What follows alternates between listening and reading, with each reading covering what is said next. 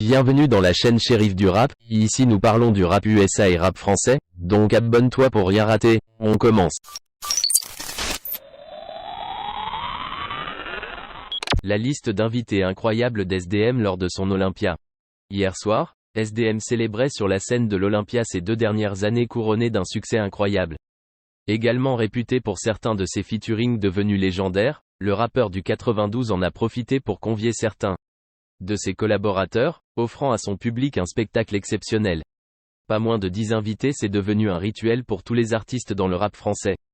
Lors de leur date parisienne, ces derniers convient d'autres artistes pour effectuer sur scène leur collaboration.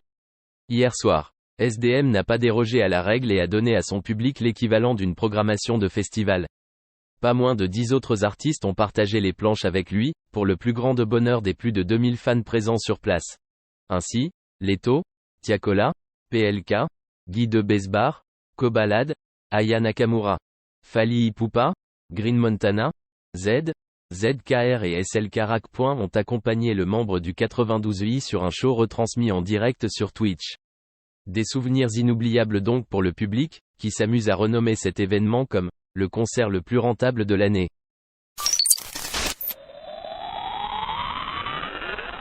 Racisme en Italie, après Mbappé, les artistes Gazo, Sadek et Niska affichent leur soutien à Lukaku.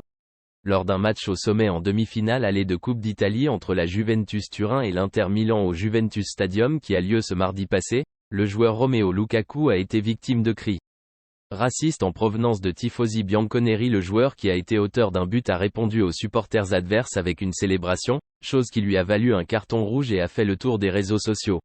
En réaction, la Série A de son côté a annoncé sanctionner le club de la fermeture d'une partie de la tribune d'où provenaient les cris pour un match. Cependant, après le soutien du joueur français Kylian Mbappé, plusieurs rappeurs ont aussi pris la parole pour exprimer leur soutien au joueur belge. D'abord Sadek qui a d'abord posté une story Instagram dans laquelle il a écrit « Sortir sur carton rouge parce qu'on défend des droits, le football ». Il a changé ensuite Gazo qui lui a aussi posté une story dans laquelle il a écrit « Fou astérisque qu'à les racistes, on les b astérisque eux » et enfin Niska de son côté a également affiché son soutien à Lukaku en écrivant « Force à Lukaku, aucune place au racisme ».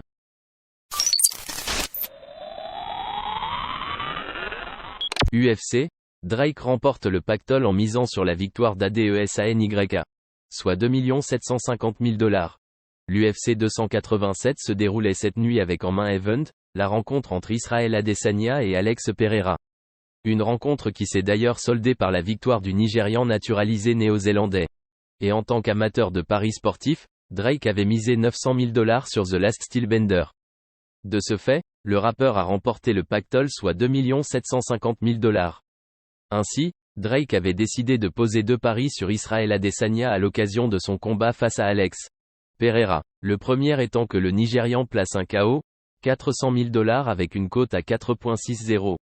Puis le deuxième, 500 000 $ avec une cote à 1,77 sur une victoire de ce dernier.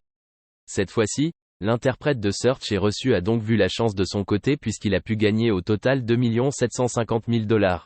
Il faut dire que le rappeur canadien a toujours soutenu Israel Adesanya. En effet, il y a 6 mois, il avait déjà parié sur lui lorsqu'il avait affronté Alex Pereira pour le même enjeu, le titre des champions poids moyens. Toutefois, le Nigérian avait perdu et par conséquent, Drake avait vu ses 2 millions de $ s'envoler. Désormais, la réputation qui précède Drake selon laquelle il est un chat noir n'est plus vraiment très vraie. Début mars, il avait remporté 1,7 million de $ après avoir misé sur la victoire de John Jones face à Cyril Gane. Maes à Booba, tu n'as rien d'africain. La guerre fait toujours rage entre Maes et Booba. Et si Cop est impliqué dans un tas d'autres clashs, affaires, et qu'il n'a pas le temps de se consacrer uniquement à Maes, le rappeur du 93, lui, semble bien concentré à pourrir la vie de Booba le plus possible.